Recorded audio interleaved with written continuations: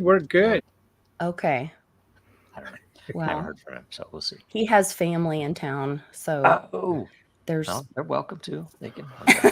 everyone's welcome. Yeah. Yeah. All right. Let's see here. First question from I am for I am, the great coinpaprika.com. Where have I heard that before? I've seen something. I like actually favor that one over all of them. Really?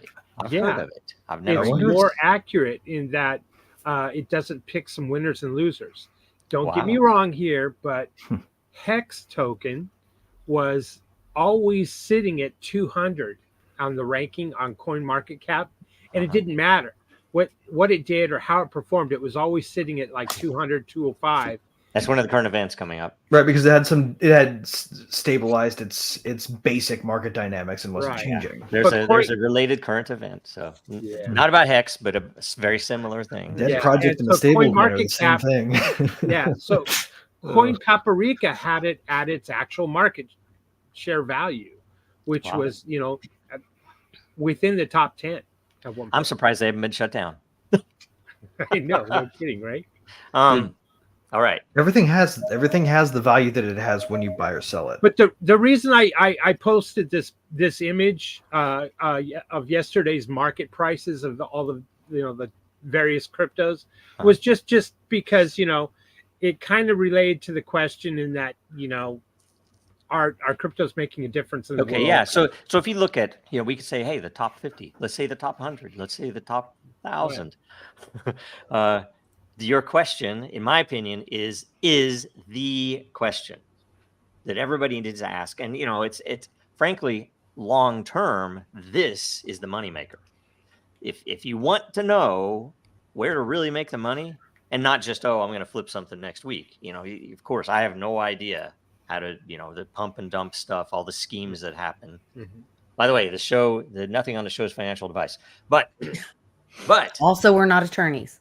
Yeah, we're not attorneys. Thank God. Financial advisors. Yes. Former practicing lawyer here may take Right. some liberties with the not attorneys thing. Yes. But it is good that former practicing, that is such a reputation boost that you are former, right? That, Right, exactly. Oh yeah, the it's former like, one. Honor. Right. No, Anyway, Covered.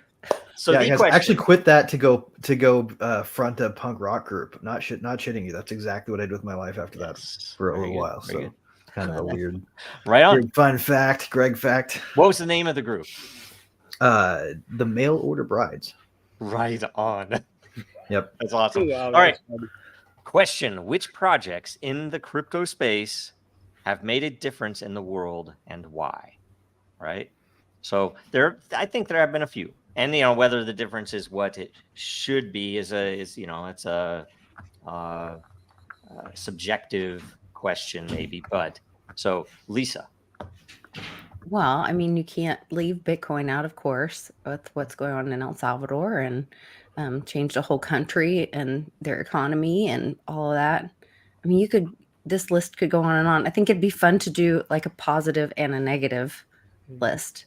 Because you could also put in, things like Hex or some of the big rug pulls or whatever. Things were Celsius, things that people got really screwed on, Luna. People ought to do this listing style. Like we had to take all the people who are pro the growth list will be longer, and versus pro the scam list will be longer. Like good things versus bad things. If you're an optimist, because made a difference is really Very subjective. You should be stuck on the pessimist side though if you're the optimist, and the pessimist ought to have to do the optimism. I think we ought to force ourselves to flip sides. We could do that. So maybe if we get through the questions, we can go back and do that. That might be a good thing. Oh yeah. Let's do that. All right. Okay. So, are you done, Lisa? Any more to add?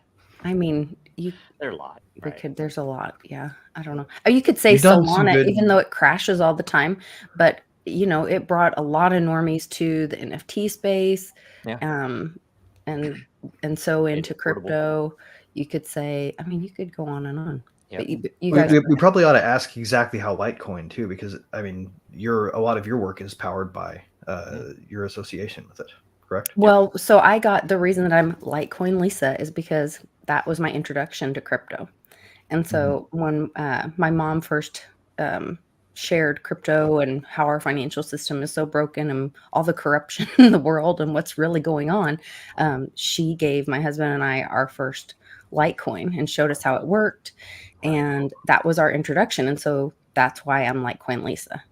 And I do follow a project, and I'm really proud of all the work that they do. I love that they continue to grow, and they're doing a lot of work. They have a conference coming up in Vegas later in July, but they have the privacy layer. They're the test net for Bitcoin. A lot of things wouldn't have even ever happened on Bitcoin if it hadn't been for Litecoin. And so, yeah, it's a great project. I always wonder how. And I mean, you wouldn't be involved in the space maybe if it didn't exist. So like there's a whole bunch of pluses in people we haven't met. Sure. Yeah, the whole Litecoin fam, the majority of people there. Like Litecoin Lisa, where it's a given name, right? Versus Johnny Litecoin, where it's his surname. And I always wonder, is there some meaning behind that, right? Anyway, I am for I am. What? Well, for me, I think Lisa kind of nailed it with Bitcoin and its introduction into society and how it's changed and rippled through. It's touched just about every country on this planet, right? Even North Korea is trying to mine Bitcoin or other cryptos just as a revenue source. So from that perspective, it a lot of folks that were liberty minded were certainly tuned into the crypto world and the crypto space and Bitcoin. And look at Roger Vere's status, how it grew and grew, and that certainly made a change because for the first time we were able to look at programmable money and money that was not in the hands of government, and a vision could be created from that, and that concept or theory could start to be tested. Proof of work and that whole idea, the Byzantine general of not being able to double spend something. I think that also was kind of an awakening moment for society. So bureaucracy sends bureaucrats, man. Yeah, it had a giant impact that way, and probably woke some people up to the idea of more liberty-minded focus, red-pilled them, however you want to say it or call it out. And that from Bitcoin's introduction to the world has made a giant change. And then in comes Ethereum and the idea and the concept of smart contracts, the idea of decentralization became a buzzword and a talking point. I got my t-shirt here, decentralize everything. Yep. That is what I think spawned a big change in societies as a whole and a different way of looking at things. But then you can drill down to other things like, Dogecoin being the first meme coin and drawing more people into the crypto space, and then them kind of feeling out and looking at other things and hearing ideas and concepts that were more liberty minded. So you had finance, you have the idea of, wow, blockchain means that my data won't be disrupted, interrupted, deleted, and the whole concept there. And all the tokens that go and coins that come off of that, proof of work, proof of stake, and all of the other hashgraph.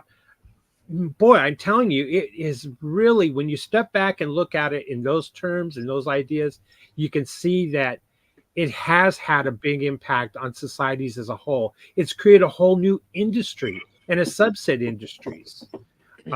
So, I tip my hat to all the developers who have made it so. Very good. That's right. Great. I also tip my hat to them. We need to clip that and Greg's next. Sean will get. Hang it! I don't know what he said, and y'all are talking about how great it was. Now it's the worst. Okay, Greg, real quick. You'd have approved. We'll put it that way. Okay. This is the number one question, I guess, to anybody who's curious about building anything. And to me, this is like a deeply philosophical question. Like, where does the good in the world come from? And, once upon a time, I decided that I was going to follow what I saw in the world. And I saw that people creating things, building things, those people are the ones who are adding greatness, adding goodness, adding enjoyment, and adding richness and texture, right, to the way that human beings get to live. And I've seen crypto tokens I thought were jokes that as soon as I poked my head in the Discord, completely understood why they were there and just backed off thinking scam, because there are a ton of people in there who are connecting over this idea. And whether or not that's the idea that they end up working on is not the point. In fact, it's kind of the opposite of the point. They're going to end up somewhere else. And the more people we connect up to this thing, the better. I think every single damn one of them that's still an active project today is a great token that's done a lot for the world. Great. Sean, what do you think? So the question, I'll show you the question. What projects in the crypto... Hurt my foot really bad. No. So, I can't walk. Oh, no. I had to take painkillers and then wait for them to kick in before I could make it from my bedroom. So that's why sorry. I'm sorry, man. No worries. We're always here. You can join anytime. We'll glad you're here. We'll include you. Yes. Yeah, absolutely. What projects in the crypto space have made a difference in the world, and why? Is it time frame?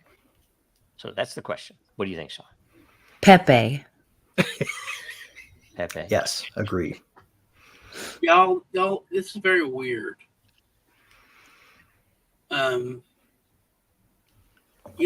Wednesday's family night. It's always family night.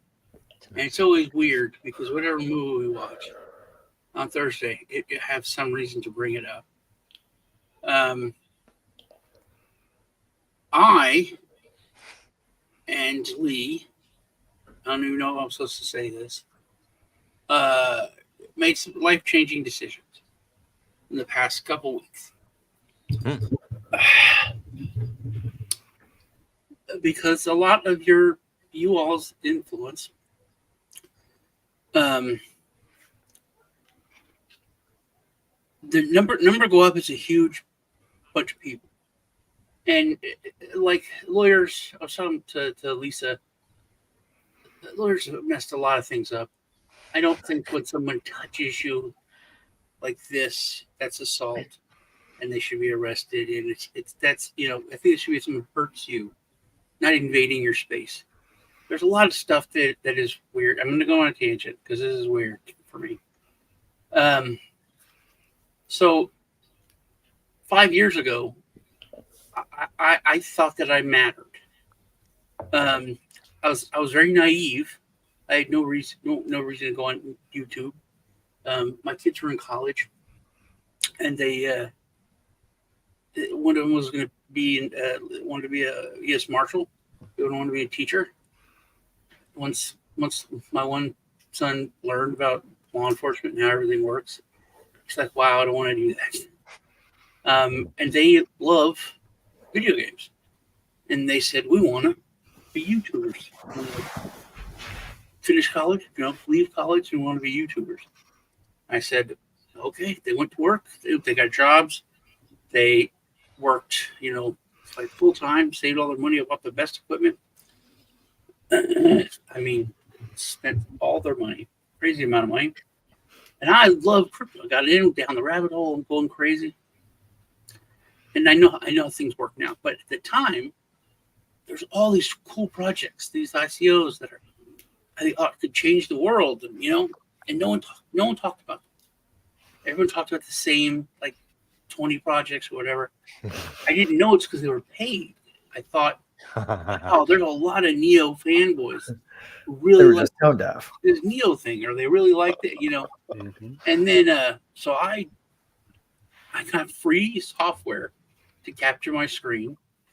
I was not on camera or anything, which I never wanted to be on camera. And then I did this hour and a half long dive into Space Chain. I didn't know who Jeff Garza was. Great project. Yeah, right. And then the stuff that they were doing and had created, and then they'd already made a spaceship operating system for a spaceship, and it worked. Yeah, it worked.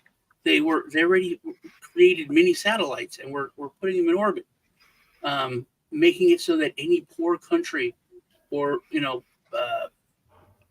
mid-sized business could afford a satellite, which would also put blockchain in space, not on the Earth. So there's much harder to control and get to. Anyway, I did it, and within an hour, the CEO messaged me on Twitter. And I was like, "You're not the CEO of Space Chain. Come on." He's like, "I really like everything you said. You're really good at everything." I was like, who are you? What are you doing? What, I don't have any money. Leave me alone. And he's like, "No, I thought maybe you might want to talk or something, have an interview." I was like, "You want me to interview you? Dude, I just talked about how cool all this crazy stuff is, and you want to take time to talk to me?" So it was, but then for a time, I thought that was like I mattered. And there used to be, like, I think I have a decent reputation. I have people in the space that I associate with. I don't associate with certain people. I don't do certain things. I call out things I think are scams or bad. I don't like take part in them. And this new run, in the past 2 years, I'm struggling. Lee's struggling. I did a video for Jizz Coin. Yeah. So was this a project to access people who hadn't been vaccinated sperm? No, it was just So I could see that being like a legit use case. Masturbation and stuff. It was, low point. But and I had done. It's not like I didn't do adult stuff. I did stuff on Constitution coin, like way years ago, but for Europe. And I told the guys, like, you're going up against like the Russian mafia and other mafias to take the money from them and put it into the hands of like actual workers, which it's all legal. And he's like, "Oh yeah, economically repersoning people is revolutionary." Literally, like 2 months later, it's like, yes. "Yeah, we're gonna make a dating app with all the stuff we built." You were right. Wow. But anyway, meme coins. There weren't meme coins before. There was never meme coins. There was community coins that were about a community and hang out and supporting each other. It was the new tavern, the new pub, the new place to hang out. Yeah. The new secret club once they figured out token gated communities. Exactly. And then it was created from a meme. So that's where it kind of all took off. And people that I know that I thought were not you guys level, but I used to talk about them in the same breath. They created one of them created the biggest crypto game ever, biggest in all Apple Store. Millions of users. It was an amazing tool because it gave air coins, gave people free crypto. I could give it to any no coiner, just like Pokemon Go, exactly like Pokemon Go, but you find coins, and then they're really your coins. Right. So play this marginally addictive game, and you're hooked. And and it wasn't like a little bit. Not to the game, but to the tokens. And then when you click on the token, it's like, what is this? And then you looked in your wallet, and it told you all about what the project was. It had a link straight to the website. It was an amazing tool to like learn about crypto, to get free crypto, to get people in. And then they were doing an update. They stopped. I'm waiting. I have like projects that I'm talking to that I want to get on, on there to get their token on there. And the dude keeps saying, "Man, I'm working on some stuff. I'll talk to you." The dude, I got to talk to you. And then I have a call with him. He's in this gorgeous, probably a couple $1 million apartment, in Canada. Scott, he had to be in a penthouse. Huge skyline behind him. He's like, "Man, I was like, what are you coming out with this? I keep clicking. The app's not working. You're supposed to come out with a new version." And he's like, "Well, that's kind of, we're going to do it, but I just been making meme coins with AI, dude. I don't even have to write the code. It's been really easy." But that was like just a mention. And then I was like, yeah, whatever, man. with blah blah blah blah. Eric would, and then that's been going on all around me, Lee, the industry. It's moved on to this other thing where number go up is taken over, but they're all rugs. They're 95% scams, and it's very short-sighted. I heard for you on something called, I'm gonna call so many things out, called Katamoto. And Lee did the review on it too. It was like building this community, and they built a community of like 10, 20,000 people. And then there would be a launch pad to launch, meme coins. So these 20,000 people who are all colluding on the idea that they ought to build an easy to launch scam coin platform. Was it like this sort of the idea? Similar, yeah. The 20,000, what you would call them co-conspirators if you were the federal government? I don't know, but it was a community that wanted to make memes, come together, hang out, but make money. And I don't think that's wrong. Oh, I know. If everyone's a co-conspirator, then like, why is there a crime still? Yeah. So, but here's the deal: they launched a coin and rugged everybody at like $10,000 or something, And then they launched a meme coin. They've done like 5 or 6 and rugged each time. So they built this community. They did this cool thing. The actual platform was cool for the idea, and then they just used it as long as it could to people to offer small amounts of money. And I said, it's like they had a diamond or pearls and they threw them to the swine. That was dumb.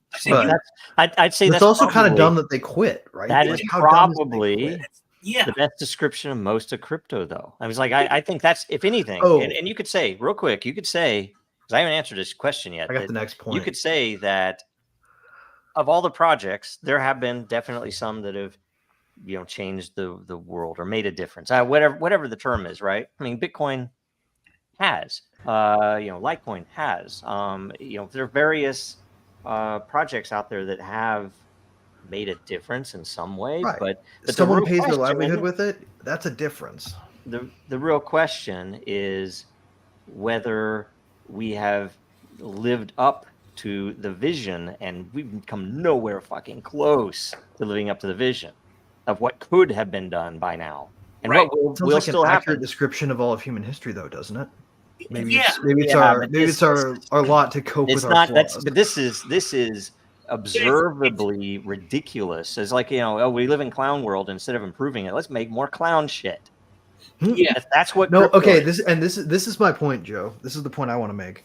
I think that it was headed in the direction of mostly clown shit plus some amazing, technically groundbreaking, really revolutionary ideas in 2018.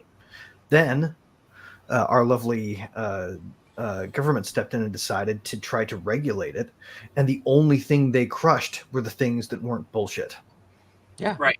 That's what I'm saying. It's like if you want to see new revolutionary projects come because the builders weren't there. The opposite of the way to do it is to threaten people with lawsuits from the SEC. The problem has been the regulators and the lawyers just wanting to make the money off what the regulators are doing. It's all a collusion of that entire class. Boil it down even more. It's evil.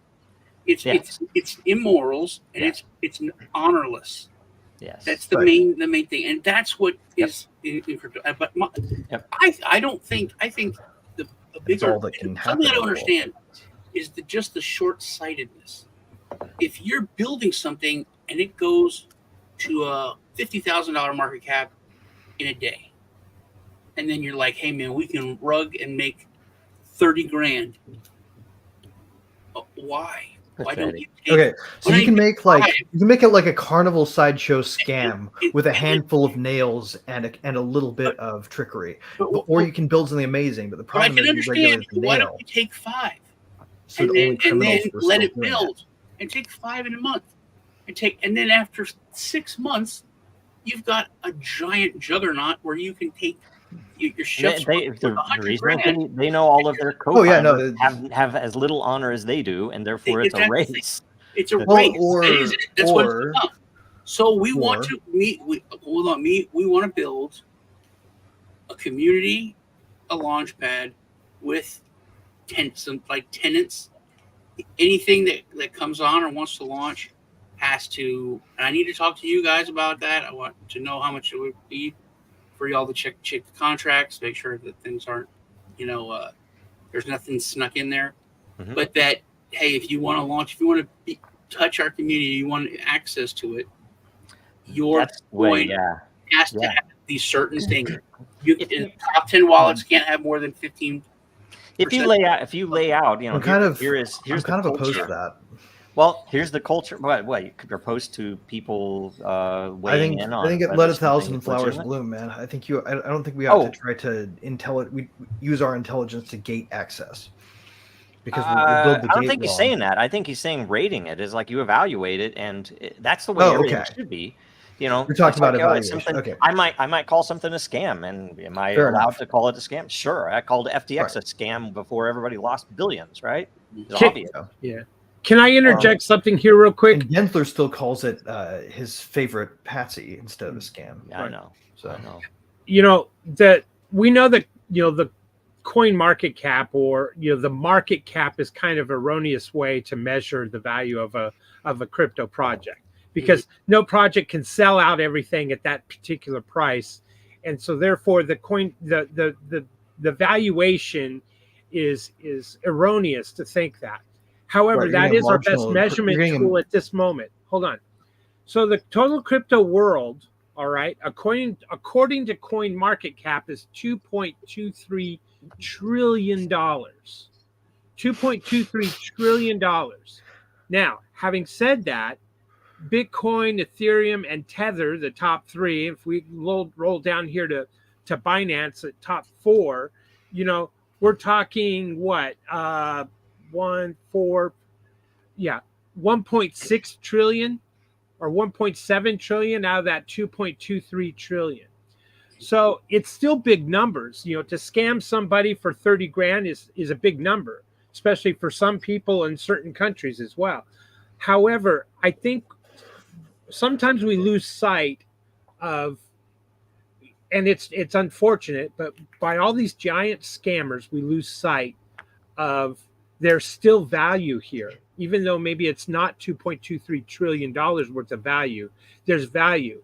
And they're actually stealing, these rug pools are stealing from good projects that are hunting for dollars or hunting for income or revenue generation to build. And I'll say, can I tell you something? Can I tell you something? But I know real quick here. Wait a minute. There are so many people that made money off crypto in the old days, right? I've spent almost everything that I have on building out stuff since then, right? I made money on old Bitcoin. I bought Bitcoin at $2. What did I do with it? I spent it making stuff, right? Building stuff. And you're right. When people make that money and then throw it into meme coins, when there are obviously legitimate projects out there that, the regulation is too sketchy. And it's like, well, fucking put some money into it and figure it out and make it work. It's like we hadn't been able to raise money forever because of the SEC, right? So, I'm trying to figure out how to make that, make sense, but it's a lack of honor and or long-term focus, right? It's like, I could make a few million off some meme coins. It's like, okay, yeah, you could. What the hell are you doing in this world? Why are you here? Why are you here? It's not to make money off of meme coins, right? So whether or not, and it's funny, I don't fault anyone for making money, obviously, right? But the problem is, if you have money and you're doing that shit, you have no honor. So that's it. Right? That's the thing. So there has to be honor and some morals brought back into it. I need to squeeze my other piece on just being a community. Like you always said it. If people would have focused on what they should focus on, Bitcoin would be $100,000, $1 million. It'd be over $1 million now. It's short. Everyone is so short-sighted. When if that's what your goal is, you can't. If you focus on what's important, the maximum doing the right thing, of farsightedness is to say, okay, consider this. How many people who created Bitcoin originally are badasses who ought to have lots of money? Like the Say that again? original creators, the developers, the cypherpunks, the original writers of Bitcoin, the whatever team made up Satoshi. I don't know if the dollar is the way to, it's like I don't Does give a the shit does the whether they're world rich get or better not, if right? those kinds of people have more access to stored wealth? If they, depending, I mean, some of them would invest it wisely. Some of them would invest it to build Right. things. So is one good investment worth all the rest of the bad investments existing? I don't know. Can Doesn't it be? matter. That doesn't Right? matter, Like it does kind of matter, right? Look, the thing that I don't like about focusing on scams is because the biggest one is this right here, and I can't get. We can't see. It's the Hang dollar. on, I'll get it right. I'll get it right. 20. So I'm just going to read it to you. If in 2024 I purchased an item for $3.2 trillion, the entire market cap of all of crypto, then in 2017 that same item would cost 2.4978 odd numbers keep running trillion. That's a cumulative rate of inflation of 22%. The alternative to quote scams is a bigger scam, and I feel like there's a lot of. Wait a minute, real quick. I have to call it out. You're talking the only alternative. You guys got to spend a little bit of time, a fair amount of time, talking about all the downsides to scams. I'm trying to say the upside to looking the other way is let 1,000 flowers bloom. I think that there's an advantage. That's not saying what we're look saying. at the good, fuck the bad. They're going to be That's not bad what we're guys. saying. We're saying think they that's should what be we're saying. putting those monies into things that are building something worthwhile that will increase the value of crypto, right? Right. And my point is that worthwhile is really subjective. Yes, but it's a very easy thing to see. What does Dogecoin do? You can build something better. If you have an idea, if you're an inspirational dude who says that really was to me, I'm like, I'm sick of this. I'm sick of this short-sightedness. I mean, if you actually want to just make money and create a community to hang out with, then you do that, and the money takes care of itself. Yeah. Look at Doge. Look at Inu. That's true. If you I'm not saying any of these things aren't true. I'm just saying like we maybe do ourselves a disservice by focusing on our own downsides when we have an adversary that's a giant global institution that wants to murder all of us. I don't think you focus. I think you call it out and fight it. Not just like I have no problem saying something bad about Ethereum. I mean, Ethereum is a great network. It has a lot of great developers. But I think there's a lot of freaking at the very tops of Ethereum, there are a lot of freaking scammy people. Okay. And they should be called out. But it doesn't super matter to building in the ecosystem, though. That's not what I'm talking about, is it? I'm saying the fact that you can't even go and make a proposal in Reddit as we did 3 years ago to do something without getting lambasted by the Ethereum priests for the audacity to say something other than Ethereum could be useful here, right? Well, they peed all over the corners of Reddit. What's that? And I think they pee all over the corners of Reddit. I think the point you're both making is that whenever something bad happened, it's the community that was co-opted by a certain group. And that's my point, man. You keep the community cool and together and the focus, and you do it with some honor and morals, and you look out for each other. Yep. You don't just look out for yourself, and everything else takes care of itself.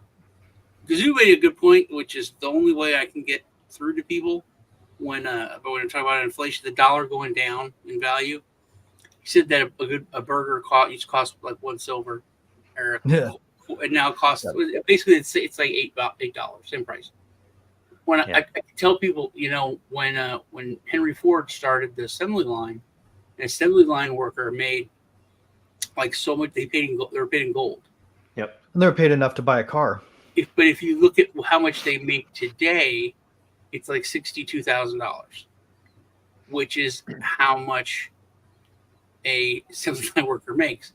So if you were paid in gold, there's no difference. But the dollar, like when they went to the dollar system, they made like $800 a month. Well, and automation's gotten so good since then, Sean. You almost have to jump in and say the worker individually has gotten more valuable from the standpoint of person hours because they have this amplifying automation that's so much better. So technically, really, that job ought to have gone up relative to inflation and what it's worth. Yep. Well, it's not the it's not the rate that's broken, it's our money that's broken. Because Westwood and I talk about this when we do our meetups, that in 1964, 5 quarters, because they were all silver or mostly silver, was $1.25 was minimum wage. So minimum wage now is like almost $20 or whatever. And that is what, well, now silver's almost $30, but It's like $8, an ounce or whatever. All right. Amazing how fast the money number we denominate it in goes down. Yeah. Next question. And by the way, it's hypocritical for crypto to still, in 2024, to still be pricing Bitcoin in dollar. It's the dumbest goddamn thing in the world. We hate dollars. It's like, how much is Bitcoin worth today? How much is it worth today, huh? For the interest of time, blockchain, just read the question, Joe. Okay. Do you think that someday humanity will embrace this concept that money will no longer be under the control of governments? This takes blockchain to the next level, and some say was Bitcoin's end game goal. This is the exact opposite of CBDCs. Let's see here. How do we want to start? Let's Greg first. Greg. Okay, I think they already technically embrace this concept. They just don't know don't know whether or not it's as taboo as the elite ruling class seems to make them want to think. Right? Like, if people said what they truly think about money, then the idea that what's in my pocket is mine and nobody else's. And not only do I have exclusive control over it, but you don't really have a right to see what I do with it or, know where I keep it or any of that. Like, what I did to make it. Like, you don't have a right to that because money is a kind of measure of human action that is beyond your purview as the state because of the Constitution, because of your right to pursue happiness and all the things that go with it. Yep. Okay. I am. Well, I think the cat is let out of the bag, or the horses have ran out of the barn, because the concept and the idea now has been that seed has been planted, that money does not have to be created and under the control of a central bank or a government. The money could be code. It could be, a fixed inflation rate, and it can be coded such a way that it's on a blockchain, and either it could be private or not private, semi-private, whatever you want to call it. But it also, more importantly, can be tracked and traced in when I say by tracked and traced, I mean that it can't have a derivative and hypothecated, like silver contracts. Oh, there's less silver than there are silver contracts. Right. You're saying you can't use fractional reserve to expand the supply. Right. So that concept, that idea, is now a seed that has been planted, and it's for all of us to germinate that seed. Because if government can control the money, they can control us, and it doesn't have to be that way anymore. And that's kind of my hope. I probably won't see it in my lifetime. And in future generations, the idea and concept of money that Lisa always talks about is different. It will be different. Maybe it'll be in the form of education credits, how much knowledge and trivia knowledge you might have, and how you can apply it. And that would be your income, rather than any kind of dollar or peso or whatever you want to call it. Yep. So that would be my answer. I think that the horses are out of the barn, they're running, and it's now up to us to allow them to run free and develop some form of programmable money that's not in the hands of government. Yep. Okay. Sean, what do you think about this? I think it's an interesting question, and I agree with some parts of what Brian said. I think that people are broken. I think so much. It's just basic good versus bad. It's just basic evil versus good. I think people have lost the spark to know what they could do on their own. The question is that even legal, or it's like, is that even legal? Like, what they think only the government could do this, only this could do this. Yep. I mean, how? To me, it's not that weird to think, hey man, I wanted to be able to defend my home, and I could go online, or I get a book, and I could find out how to make a zip gun for 22 from the hardware store. Even go buy the ammo from the hardware store, and I have a way to defend my home, defend myself, and I did it for like $5, and that's like not legal to just make a weapon. But if you look at things like in China or other countries, they have like slingshots and all these other, and they sell them as forms of defense. To where it's a stick, or like in England, you get a spoon, I think. It's a hammer. It's not a joke. It's like someone invented the automatic nanofabricator, and the authorities are putting off letting it come into existence because you might make guns with it.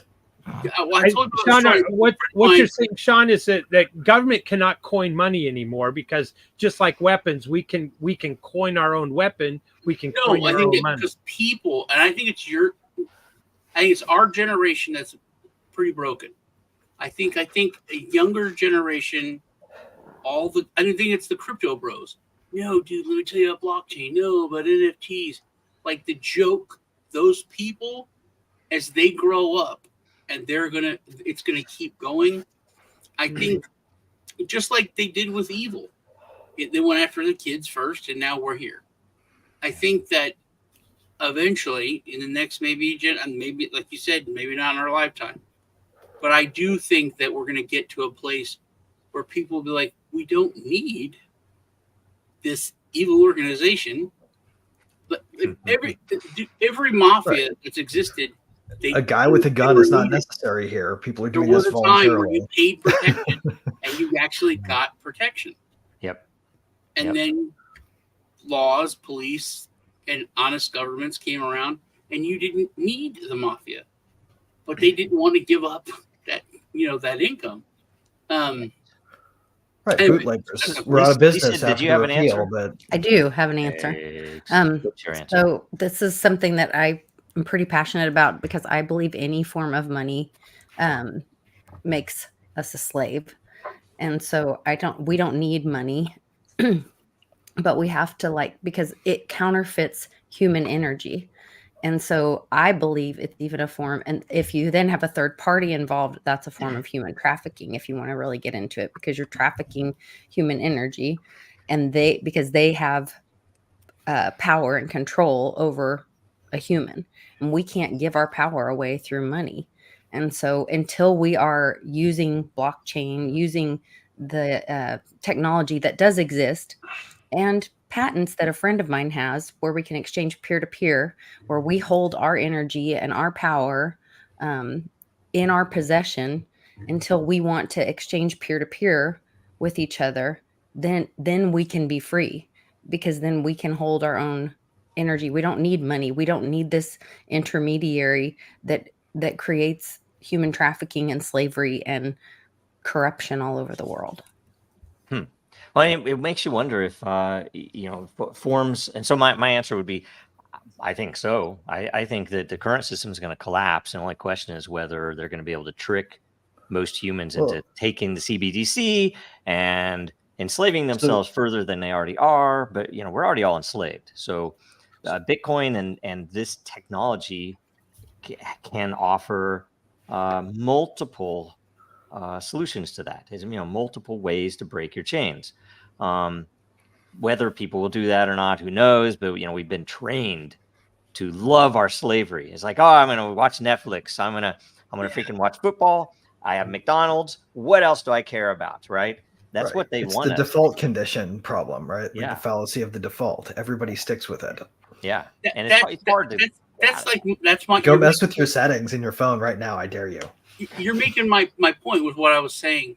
Totally. If enough people believe that if it collapses, that the only thing that makes money is the government.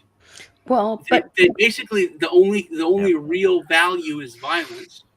Right. And people will get to a point, and they will do things like the agorism movement, takes over, like the Target thing, the Budweiser thing. I mean, and they will choose other things, and that's the kind of thing where Bitcoin is. For me, I'm always going to want money. Like I'm always going to want money to exist because I think price signals are an important part of like organization at scale without force. But yes, but I understand the point. It shouldn't be a mechanism that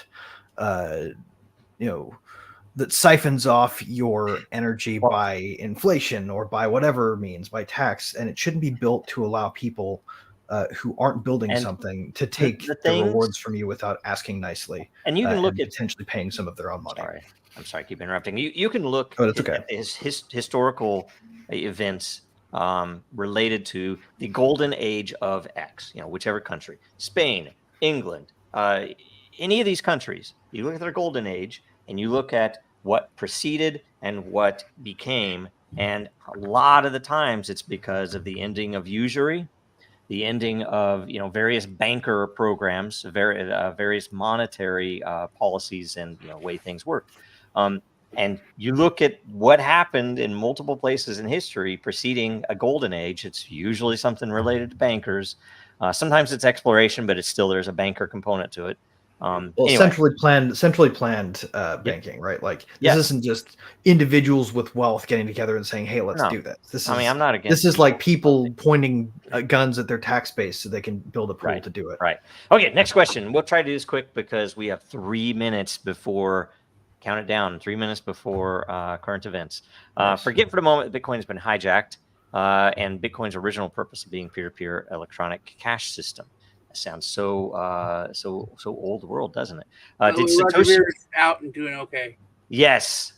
At least some good news in the world, right? And Assange, right? Did Satoshi create digital gold with Bitcoin?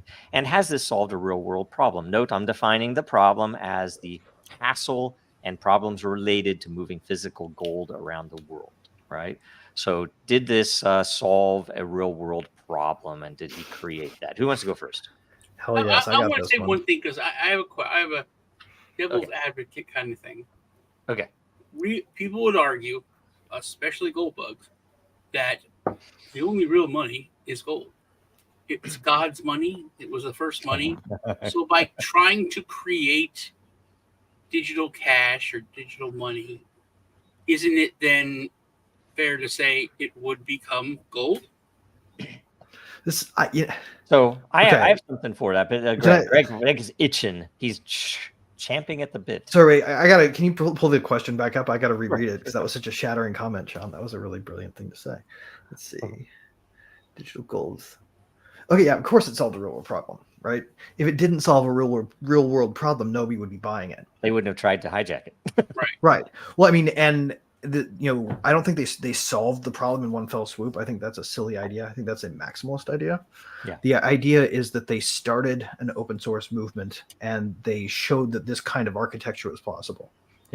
Nobody uses the very, very first computing architecture they created for UNIVAC, but now we have one, right, for this type of computing. And that's what I would say. That's cool. I like it. I am Fran. The thought came to me while we were just talking right now was, when you're traveling and you're going overseas or you're going into another country and you pass through customs, the idea of having a bunch of gold jewelry and gold bars in your luggage or silver or whatever precious metal you have, they're going to say, hey, what do you have to declare? And, the crypto world allows you to go through that line and say, I have nothing to declare because it's not on me physically. So yes, to answer the question, certainly, did Satoshi create digital gold, and can we circumvent that system or borders? Absolutely. Is it easier to move around the world? Absolutely, without question. Does that mean that gold has now less value, or silver, or whatever other precious metal?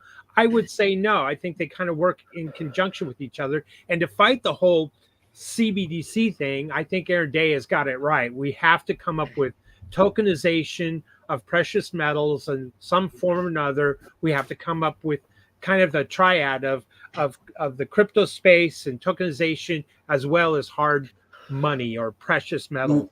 And I think what that we really need, man, is a hard link between the real world and the digital. Right. Yeah, like tokenize everything. Right. So if so we had the ability to focus on that and not deal with the government and everything else, that question is that's a doable thing. Yeah, it is. And so that's huge. And so it only answers the first question as well. What problem did it solve? It solved being able to move large amounts of money or cash around the world and without a third party, sending from one wallet to another address, a large amount of money. It didn't have to go through any kind of central house clearing. My answer. Well, let me say something real quick because I've been chomping at the bit myself. To talk, Greg Gazoo made a comment, and I wanted to say something about it. And now that I Am For I Am said that, it's too much. I have to say something. So the world of Star Trek, when you talk to a Trekker and you bring up the fact that it's socialism, it's basically everything provided for you.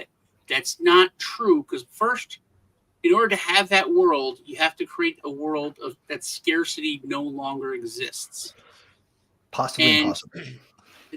And one of the reasons for that is replicators can make anything.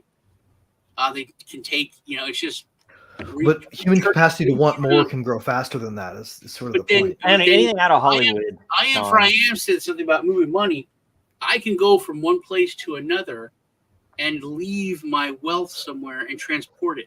Can I tell you something? Which is pretty much what you're doing. Scarcity will only stop mattering if every human can stop wanting more.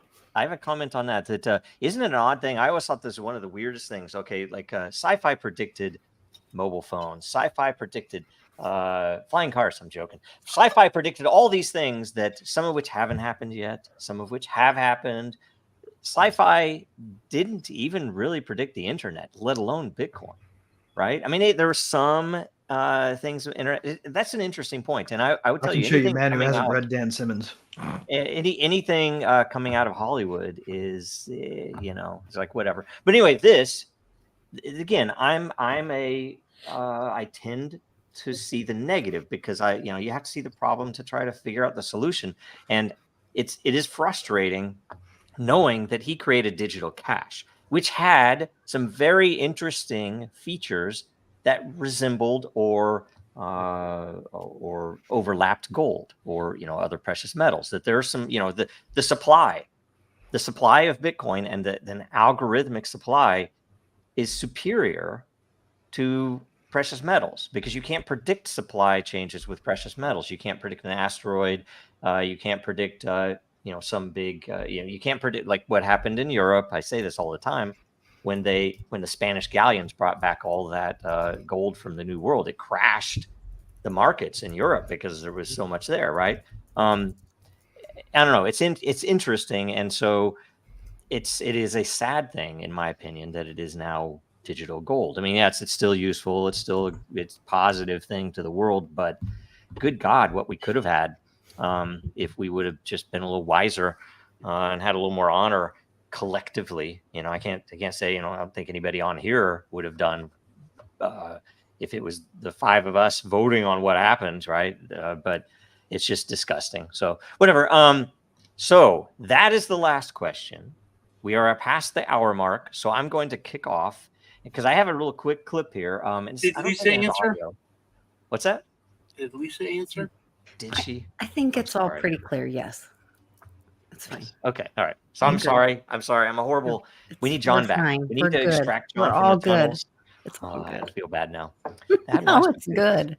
I have a little clip though of let's see here, and I'll throw. So that was the last question. I have a little clip here. Hey, it's not how big it is; it's how you use it. Don't worry. Okay. Here's a little. Wait, I have to wait for this to cycle. Wait a minute. Damn it. I'm sorry, guys. It's okay. Okay. It's all good. Here it is. A little clip of the debate that just happened. Oh yeah, so Pen Ready, SEC follower. Yes, yeah. So yeah, there are hints here, but yeah, if you who watched the debate? Oh, I watched the whole debate. I couldn't bring myself to. Pieces. Oh, I watched the whole thing. It really wasn't that bad. I was completely duped. I was happy and I thought, wow, things are turning around. All right. thought the questions were real.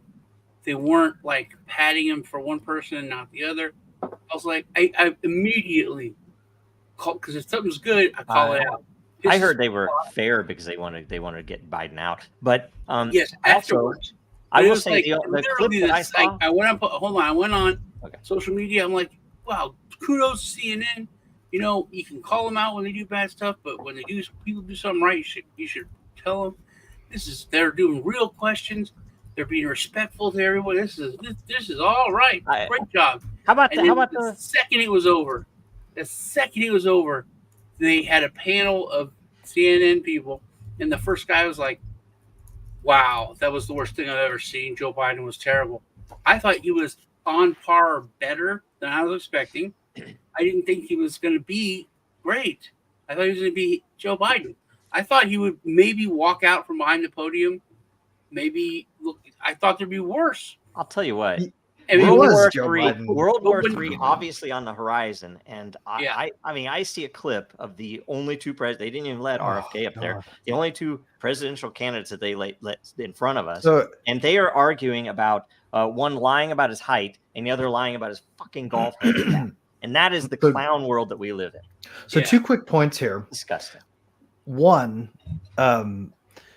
they literally are not telling us who's running the fucking country right now. We have no idea who's in charge of it. I think there you literally can look at is no answer.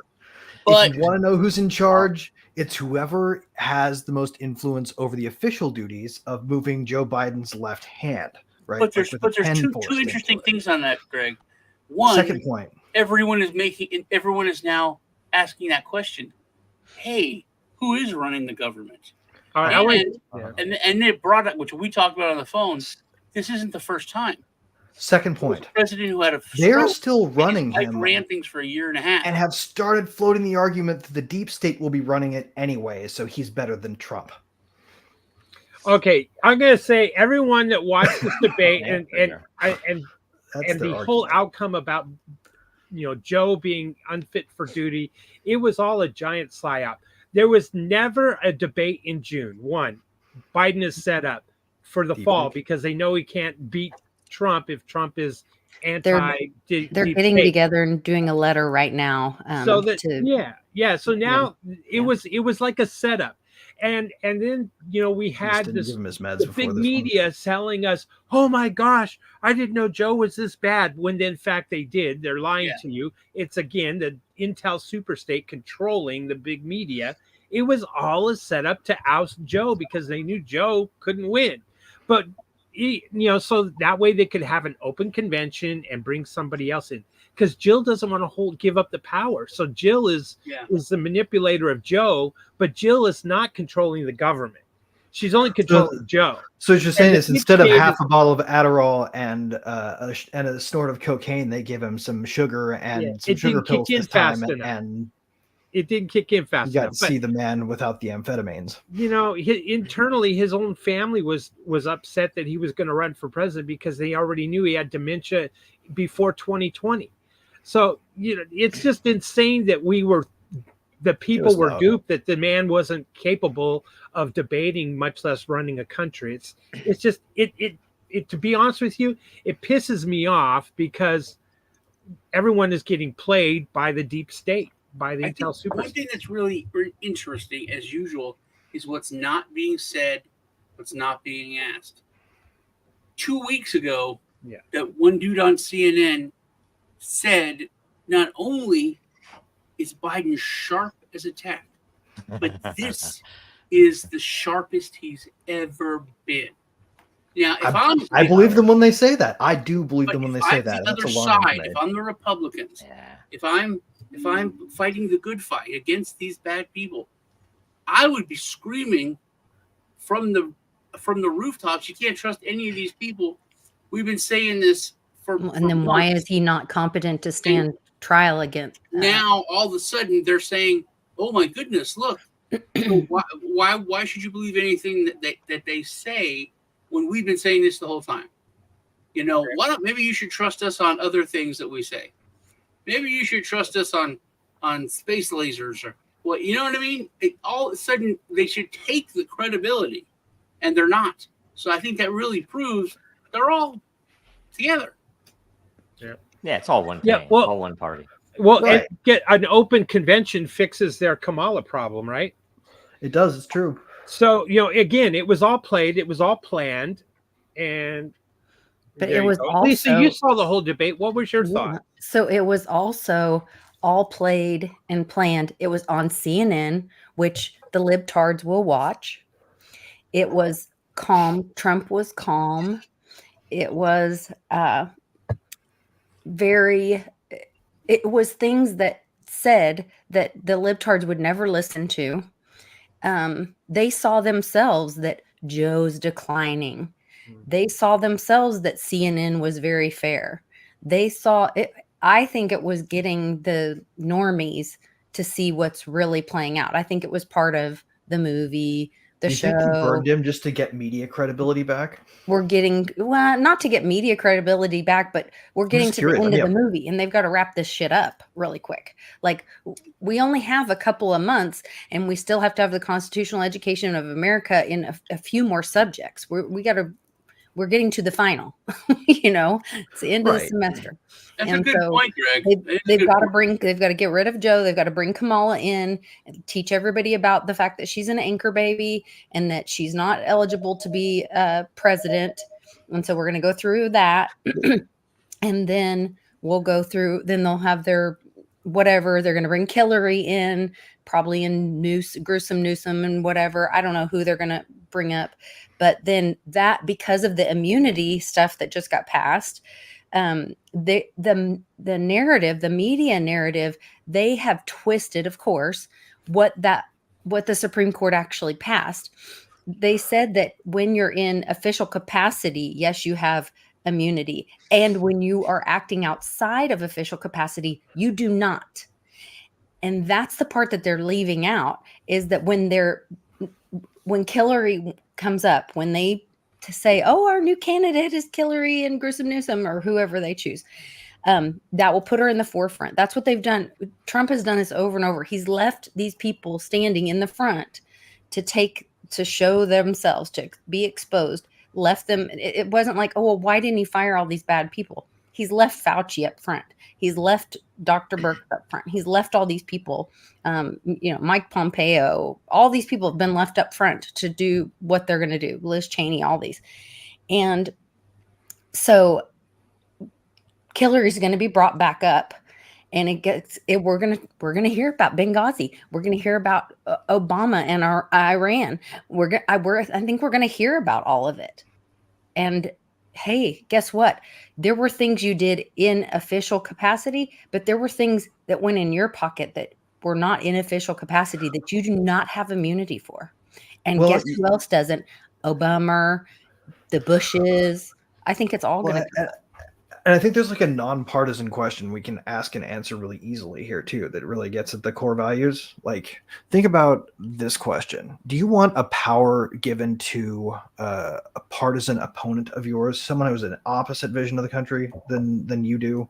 You want them to have the power to fuck with your life, or do you not?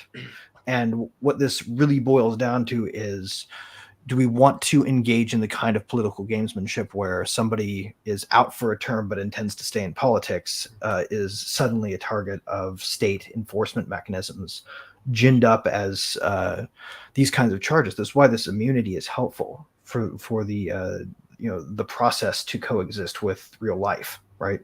And the funny thing to me is that the people who are seemingly the loudest about wanting to defend democracy are really kind of grinding at the gears of its most important machinery when they go at this system. This immunity system needed to stay in place and uncontroversial, honestly, in my opinion. Not in Texas. You can't in Texas anymore. Here, I want to play something, if you guys don't mind. This was interesting to me, and I mean, I think it's an okay thing to show this. It's hopefully you can hear if you can't hear the audio, let me know, because I'll hear it. But I think popular entertainment is always a commentary. It's always a commentary and a critique and an expression of the society, of how the society feels, and what the culture is experiencing to one extent or another.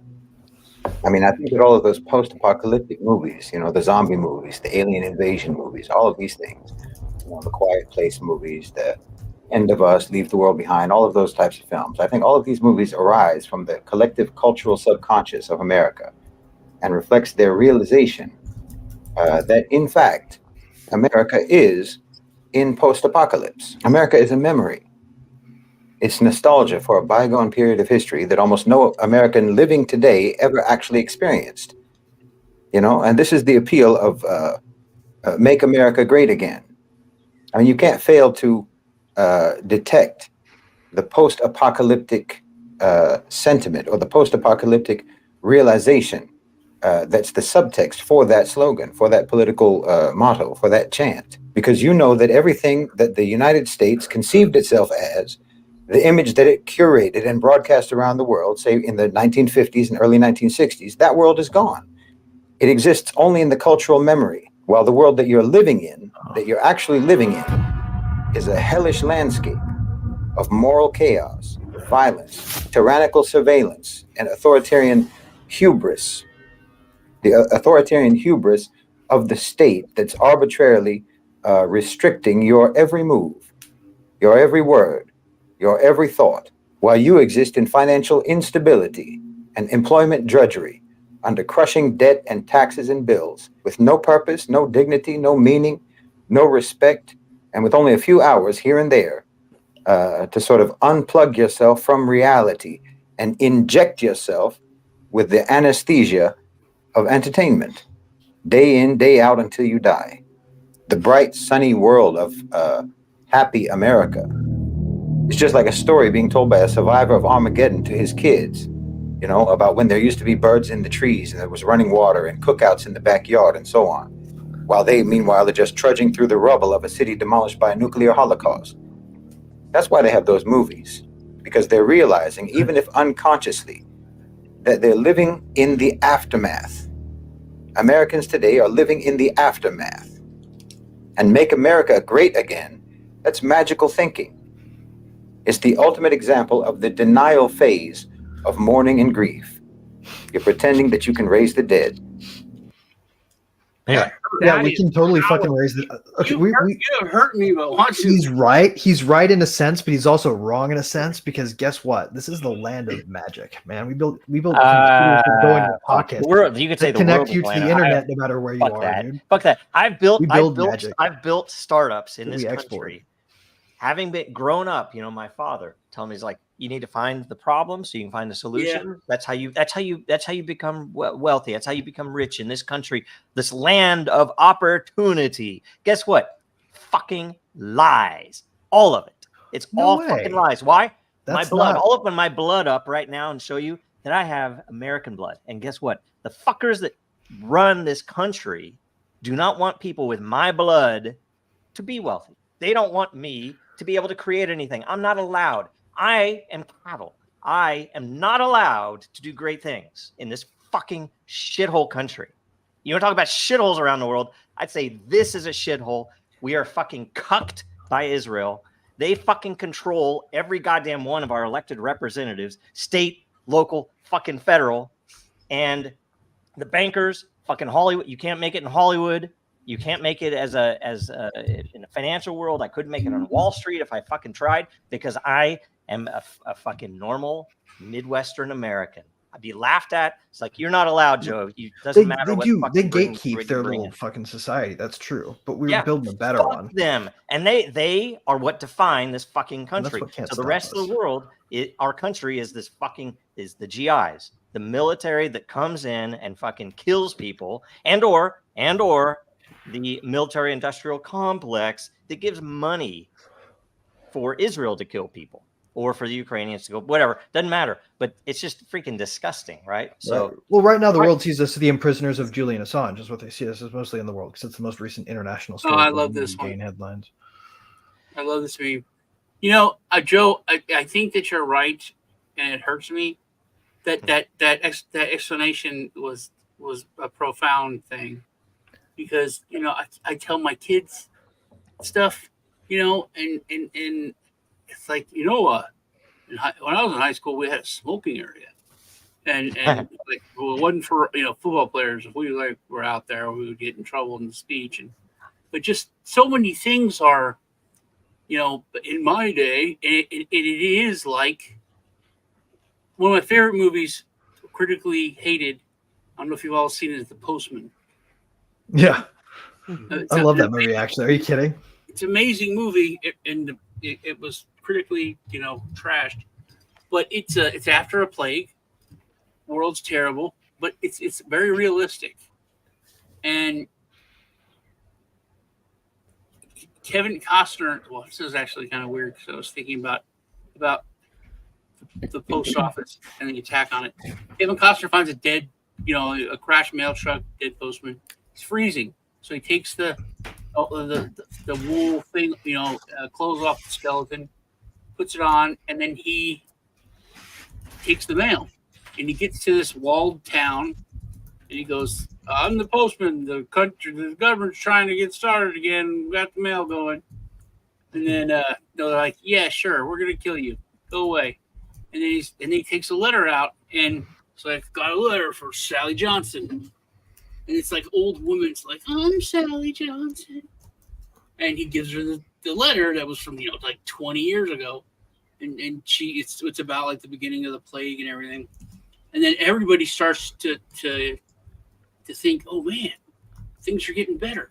And he goes, "Yeah, there's a president and there's a government, and that's the slogan for the country is things are getting better."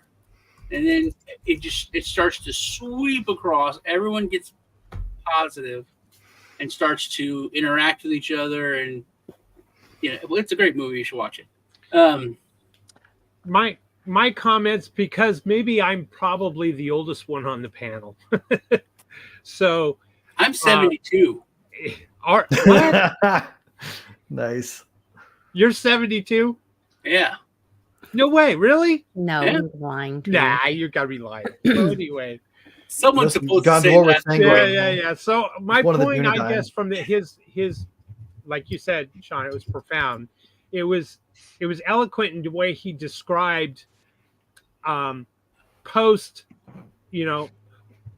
pre-decline of America, and we've all suffered I think that the various degrees, the grief of seeing what America was and what America is today.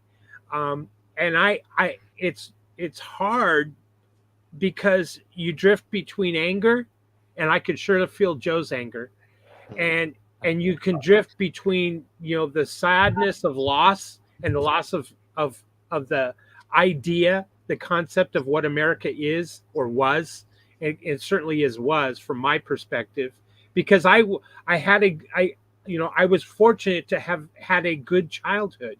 It wasn't without a lot of trial and tribulation, but I had a good childhood. I had excellent parents with a great upbringing. But I lost my father when I was younger. So and watched him become debilitated.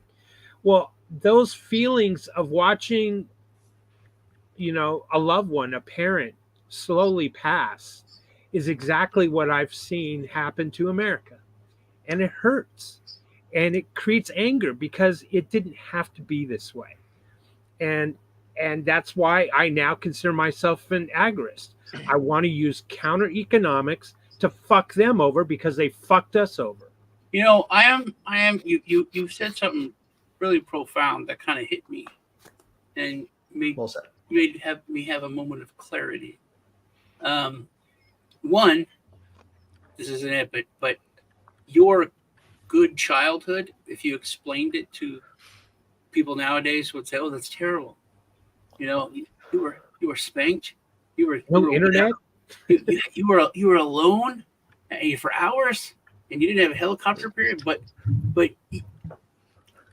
you can have a really great childhood without having any. Our kids and these younger generation, they're fucked up worse than any other generation. They're on more depression shit than any other generation. They have anxiety and a hard time dealing with anything.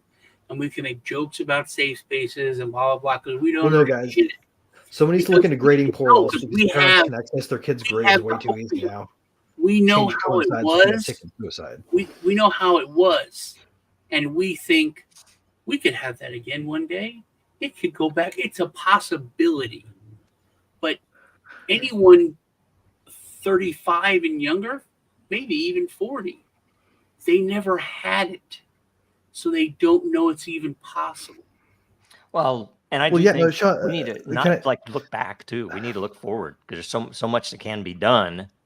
But you have to be able to name the enemy. You have to be able to name what the hell's going wrong, or else you're never going to get there, right?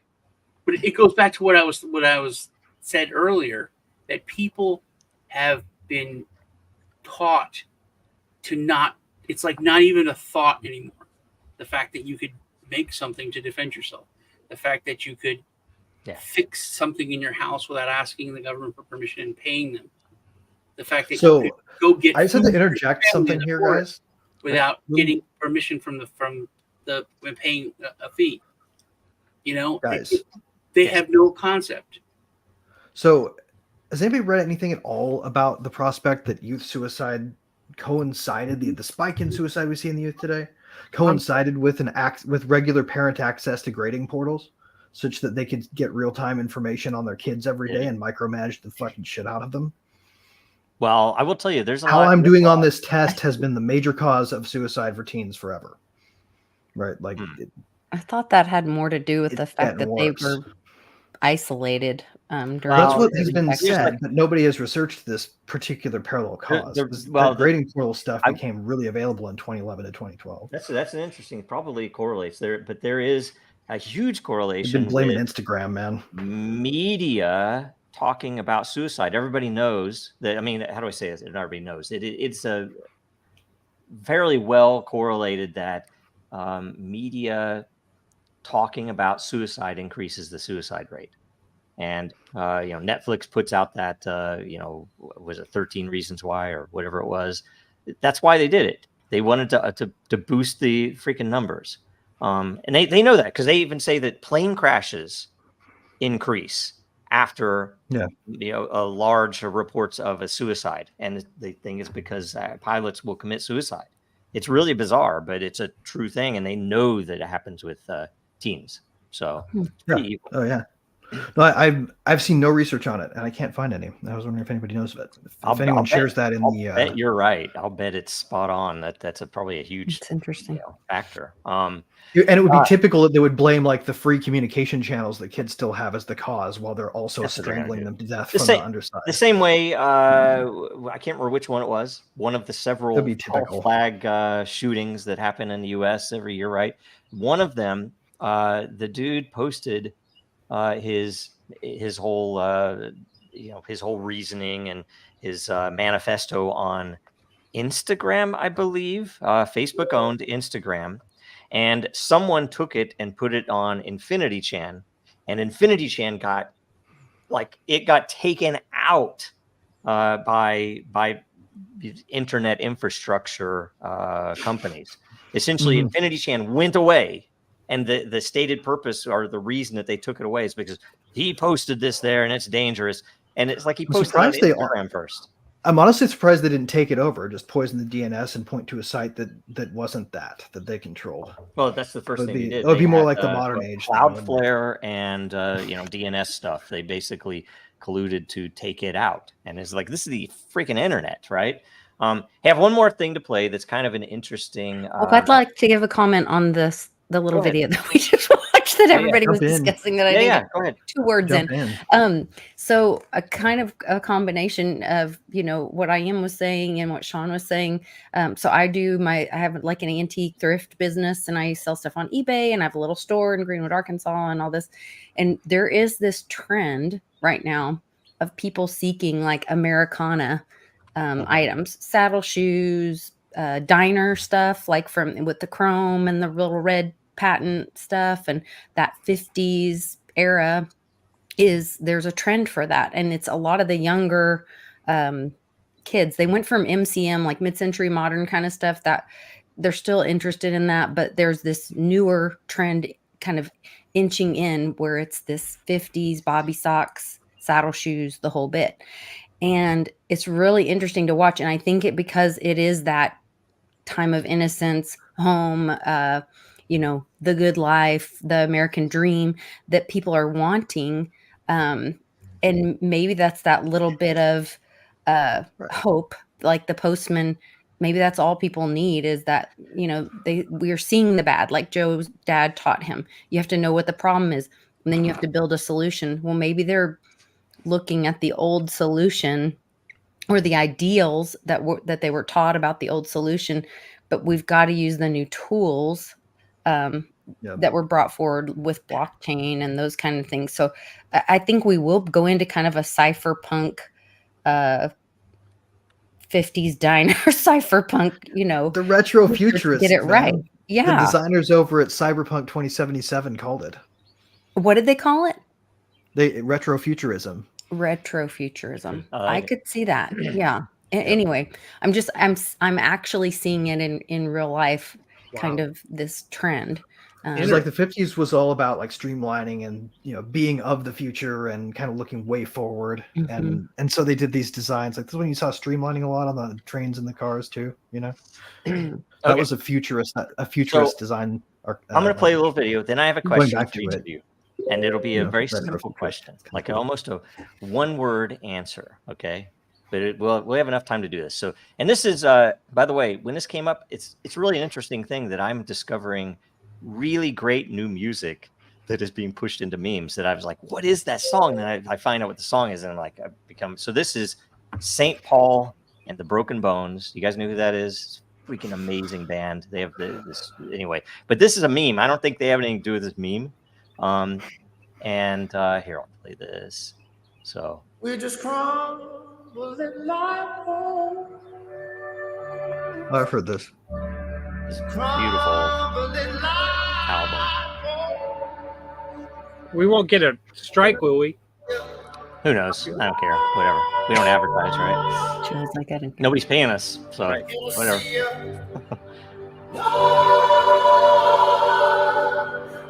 It's just an interesting sequence.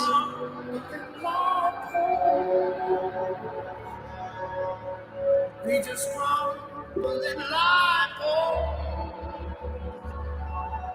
in a sea of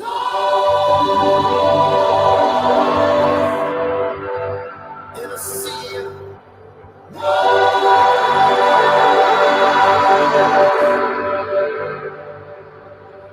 we just crumbling like gold.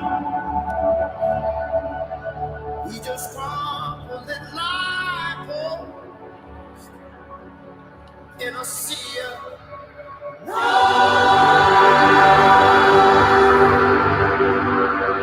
in a sea of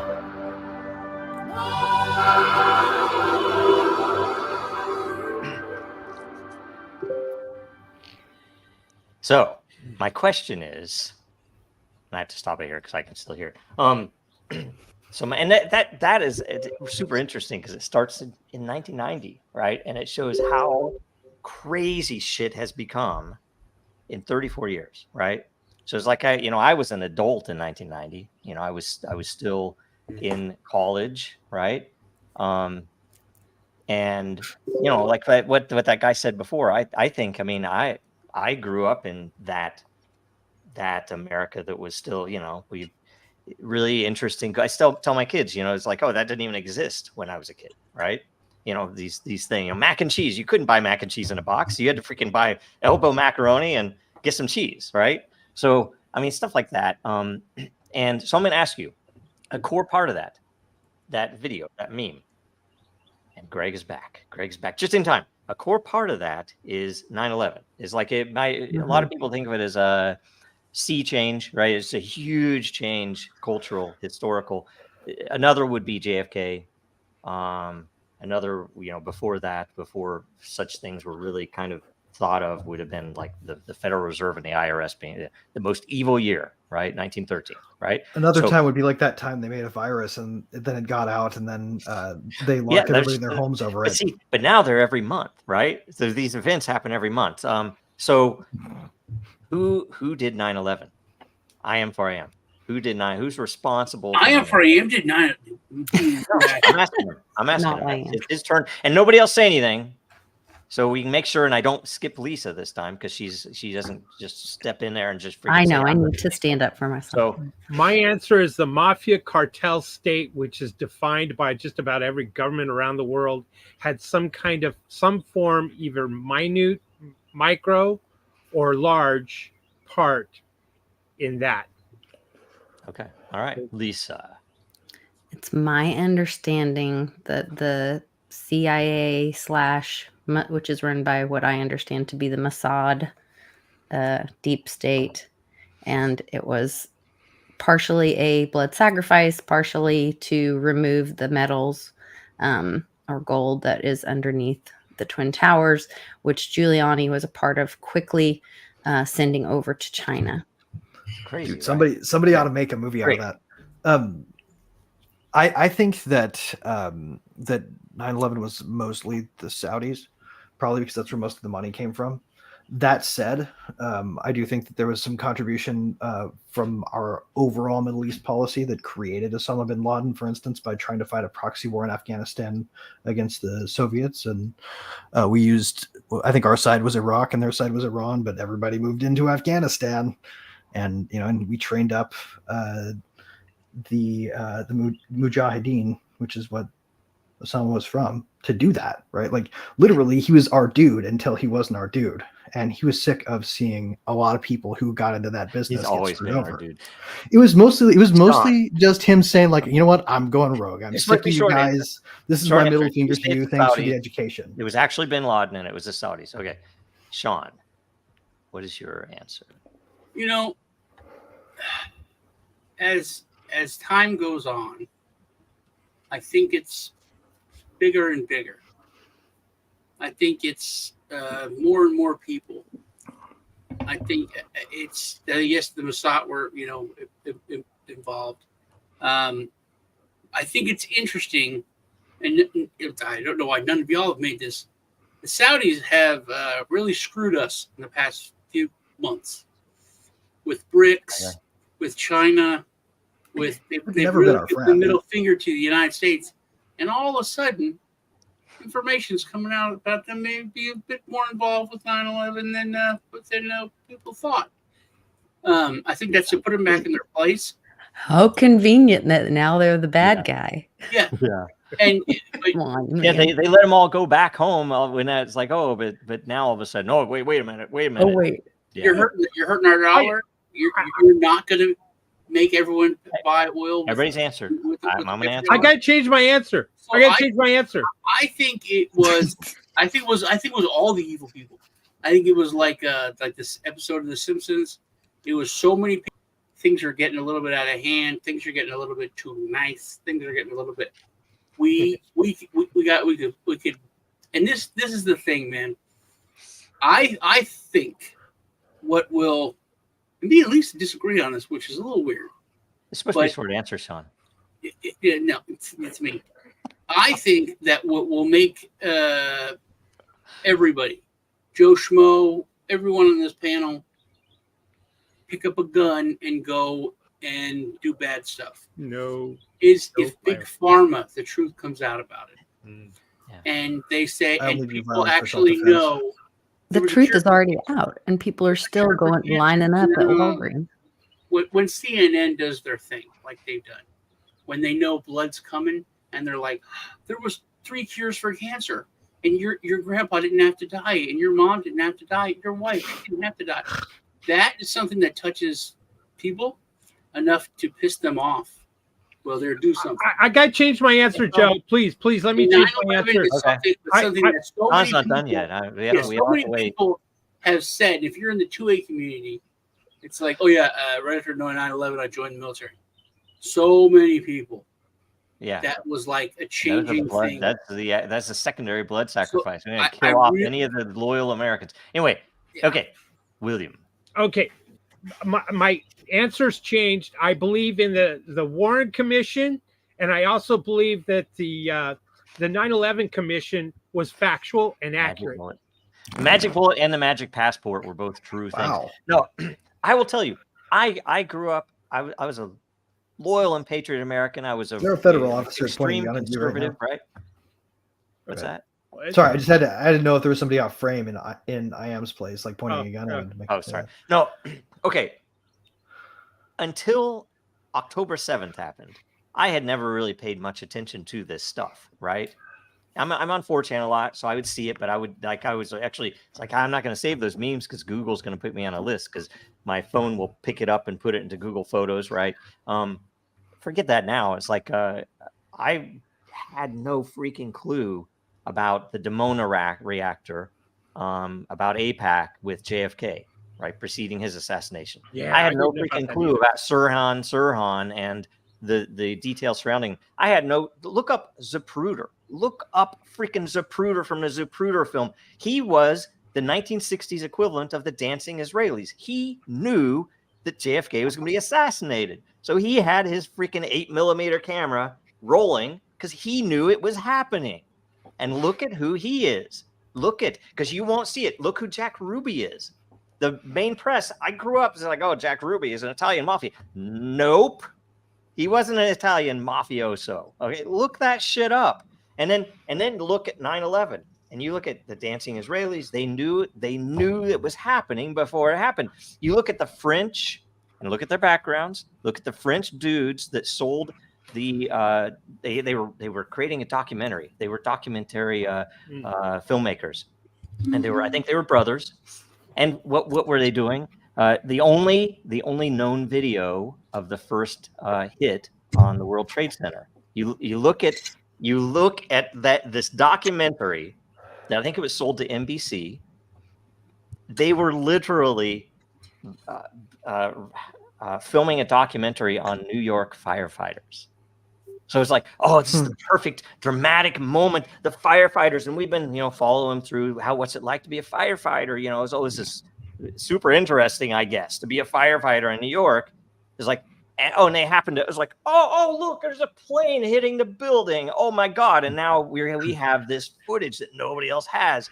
Holy shit. And you don't think 9/11 was done by the Israelis so that we would spend trillions in freaking 20 years of war plus, and to have all of this shit happen, it's obvious when you step back and look at it. And yes, the FBI was involved, and yes, the CIA is controlled, and yes, our government are traitors. Our government are oath breakers and traitors. Something that in ancient times would have had them freaking dead in some way or another. Well, and it's obvious what happens when you set these incentives up too, right? Like the governments as a system are designed to create these kinds of outcomes, right? Like you don't have an ice cream cone if you don't have any ice cream. There's no reason, right? No, so what are they going to do with all the money that they claim to be taking to protect us? We don't have control over our own government because a foreign country does. Yep. And people need to wake up to that shit. And it's really hard. Like I even talked to my dad. He's like, oh, Joe, come on. You have to be careful saying stuff.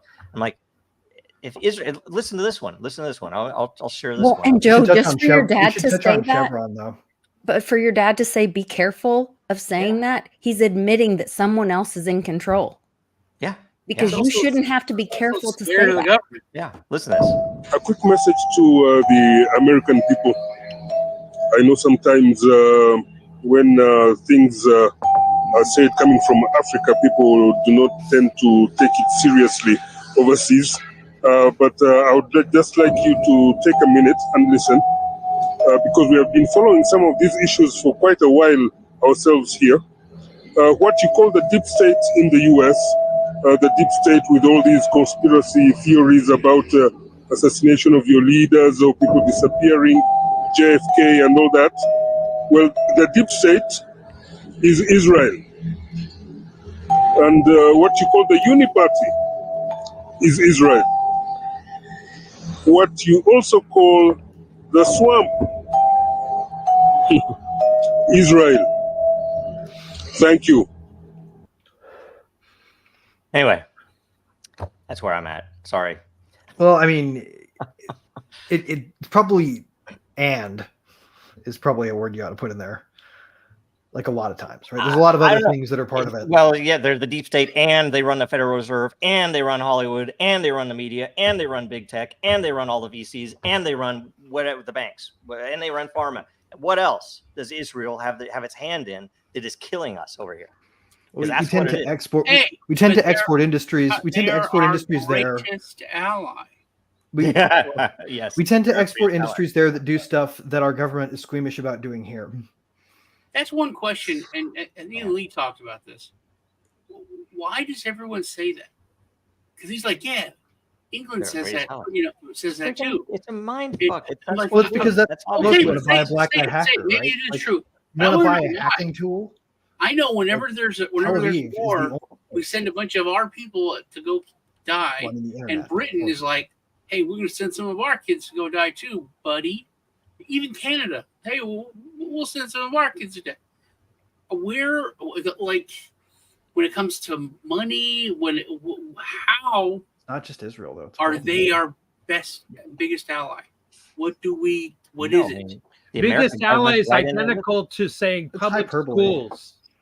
It's hyperbole. It's like saying it's a lie. It's a lie. It's diplomacy speak. It's crap. They have to say that kind of stuff to all the allies. Yeah. Our greatest ally. You're talking about our greatest ally. Yeah, I mean, it's a lie. It's just it's the ally we're talking about right now. So look up the USS Liberty, for God's sake, and the fact that you, for a time, you would get banned for talking about it on Twitter, and you definitely get banned for talking about it on Facebook, and the government will deny don't know how to speak in what is known to be the truth. How about December 7th? They knew day. Right. Or he knew day. How about the Gulf of Tonkin? They had SIGINT on it. Yeah, that was USS Maine. Yep. 9/11. Yeah, it's all false. It's all manipulation. Revolution against Mossadegh. It's all manipulation. Because if you want to call it the military-industrial complex, married with the central banks and married with magic is what it is. That said, there are some good newses that suggest a rising striking back. There's some journalists. What do you guys think about Chevron? What do you guys think about Chevron? Blockchain is one of them. Yeah, we haven't even talked about Chevron. This is a big deal. Okay, I'll tell you about Chevron. The thing that because that's something to go into. But when a bunch of colonial upstarts wanted to create their own country, do you know who stepped in and made part of it happen and made no one else help England? Russia. Do you know when the country split itself? And who threatened to go to war with any country that recognized the southern states as a country? It's Russia. That's always been there. And they are our greatest enemy. So during that time period, they would have been Tsarist, right? Yeah. Catherine Great. So anyway, so let's get into it because I do have I want to hear what because Greg has a lot of info about Chevron, right? And it's really it's almost a whole episode if we want SEC, to. Yeah, it would be a good episode. And Lisa and I did a show about. I've been told. See, I need to watch that. I've been told by our own attorney that it's a very costly endeavor that we will expect like a decade worth of lawsuits against the EPA and again, trying to get stuff. And thank God, man. Yes, clawing back our power. For something like us sitting in our case right now, it's not really that meaningful. At least not directly. He's wrong. Meaningful. He's just afraid to do it. He's afraid. I want my reparations. I don't think he's afraid to try to charge me money I don't have to do it. Is probably what he's afraid of. That's probably more. But like the argument itself, the first person to make it is going to get the SEC backing off real fast. They don't have the backing of Chevron anymore. They can't claim that their definition of security includes crypto without having a legislation. They just can't. Yeah, but we're not even at trial yet. We're talking about multiple tens of thousands of dollars still in discovery before we even get. But to this trial. precedent change, to me, entitles you to another motion for summary judgment. Yes, maybe immediately. Maybe. Maybe That's so. what I would do if I was your lawyer, man. I'm sorry. I'm not your lawyer, so this is not legal advice. But if I was a litigator in that case, maybe we can get you in a I would call with- seriously, I would be like, we're just going to do one motion for summary judgment, make it Okay. entirely on the definition of security, point out Chevron. So let's figure out if we can roll. do a show on Chevron, even if it's a special edition or something. But either way, we have 10 minutes remaining. So I am Pram. What's up this week? I would like everyone to. I am not DIN Social. I'm just a user on DIN Social, and I encourage everyone to take a look at DIN Social. There, I said it several times so that you'll know that I'm talking about DIN Social because that's an advertisement. No, really, think of it this way: if you're tired of censorship on Reddit, go to DIN Social. If you want to earn crypto, maybe you never had crypto before, you can do it there. All you got to do is post content or evaluate content, and all it requires is an email, and that email could be a bogus email, and the community is going to vote you up or vote you down based on the quality of your content. So there you go. Go din.social. That's where you'll find me. Right on. Lisa, what's up this week? Well, hi, everybody. Go to din.social, check out the Mighty Lair, join the Mighty Lair, join in the conversation that we have. I am and I are doing shows on Monday, and Sean and I are doing shows on Tuesday on YouTube and Twitter. We have our Truth Tuesday, and then I'm on most days of the week having other conversations. I always try to be here for WBRT because I love it. Satoshi Sean. Yeah, I think me and Greg are doing something this weekend. Having a fireside chat. I think we're probably going to talk about the Chevron thing a lot then. You guys come on if you want to. Me and Lisa, check us out on True Tuesday. First half's on her channel, second half's on mine. I don't know if I said what I think, but I did on Tuesday. I think that if they want to win, which I don't know if they now I'm thinking they did. I don't know if you know this, but today 25 senators wrote a letter, wrote a letter and called for Biden to step aside. So they're going that route, I guess. As president or as a Democrat nominee? As nominee. Democrat nominee. Mm-hmm. But I thought they were going to bring in Big Mike, the former First Lady, to run for president, and that Jill Biden, the current First Lady, would run as VP. And we would have God. furious First Lady force, touching their rings and getting their twin powers to activate. And honestly, if they do that, that I think America would eat it up. I really do. Yeah, I'll be surprised. I mean, I'm surprised they aren't really headed that way. Who knows? So, but yeah, check us out. Check out Pepe Tato Man. Pepe Tato Man. Okay. Pepe Tato Man. Okay. All right. Some Irish guy came up with that or anything, but yeah, Pepe Tato Man. Right on. Greg, it's your turn. So I've got two quick things, guys. One, where we are with Chevron being what it is now, it's like 2018.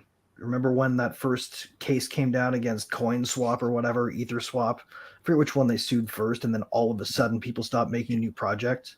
They did that because they could define a security like they hand through Chevron, and only because of that.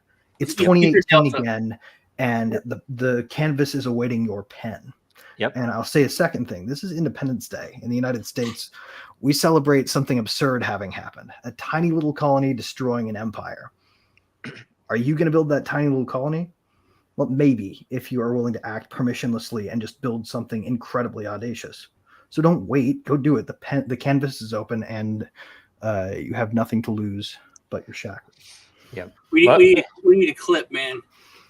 4th of July. Oh, darn it. I actually no longer, it's just an American holiday. Here, 1 second. Let me see if I can find it. I'm gonna find something. something. The world cried out. We will not go quietly into that night. We will not go down without a fight. Do you know the guy that did the salute was just an extra, and he did that on his own? Really? Yeah, it's like he's like the hero of all extras in films. I have a good takeout for it, a good video. It's election related, so I'll show that. I don't even think it'll offend anyone. But love all you guys. Thank you for being on here because it was very exciting and very good stuff. And I will say, a republic, if you can keep it, and it's obvious we can't keep it. We couldn't keep it. We lost it. We could gain it back, but I'd rather look forward and gain something better back. Right? I think they had blockchains. They never would have built one to begin with. Yeah. So I'm going to exit next week. We have a theme, which is a brainstorm session, how to tokenize assets with and without ownership. So get in there when the post is up, leave a blockchain related question or a question about the topic. Make sure you share this episode so that all the people here, especially William, can surpass all of us in the ownership of the DAO. The more views we get, and it looks like most of our views are coming from X, right? Almost entirely, yeah. It's like most of them are coming from X. Even I got a 1-minute video that you would probably want to show. Props to Elon for not censoring us, even though we're advertising another social media company. Okay, so I'll look at that video next. We may run that next. We're not advertising. Let me. Is it okay? I don't know if I have time to play it. Let me see here. No, do I have time to play it? I don't think you do. Okay, let me play this on the out, and we'll play it next week. Is that all right? Just bring it back again next week. All right. So thank you guys. Thanks everybody. We'll see you next week. Thanks a bunch.